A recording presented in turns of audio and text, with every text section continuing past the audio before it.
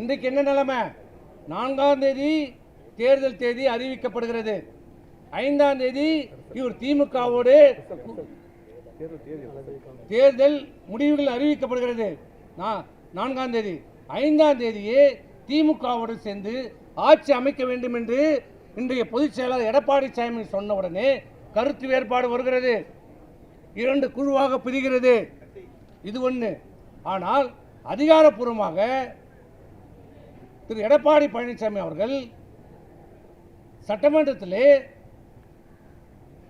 தற்காலிக சபாநாயகத்திலே நான் தான் தேர்ந்தெடுக்கப்பட்ட சட்டமன்ற தலைவர் என்று மனு கொடுக்கிறார். இங்கே திரு வேலுமணி அவர்கள் என்னை தான் தேர்ந்தெடுக்கப்பட்டிருக்கிறார் என்று ஒரு மனுவை கொடுக்கிறார். ஆக அதிமுகவிலே 2 குழுக்கள் மனு கொடுக்கிறது. காஸ் ஆஃப் ஆக்ஷன் எங்கே வருது? 5ஆம் தேதி, அதிகாரப்பூர்வமாக 11ஆம் தேதி. அன்றைக்கு யாரெல்லாம் பொறுப்பில் இருந்தார்களோ அவர்கள் தான் தொடர்ந்து பதவிகளை நீடிப்பார்கள்.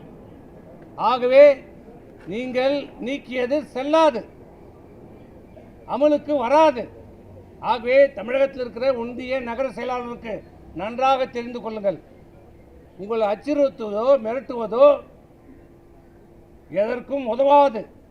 நீங்கள் அச்சப்பட வேண்டியதில்லை, பயப்பட வேண்டியதில்லை. தைரியமாக இருங்கள். உங்களுடைய பதவி, நீங்கள் தான் ஒன்றிய செயலாளர், நீங்கள் தான் நகர செயலாளர், நீங்கள் தான் பேரூர் செயலாளர். அதில் எந்த மாற்று கருத்தும் இல்லை.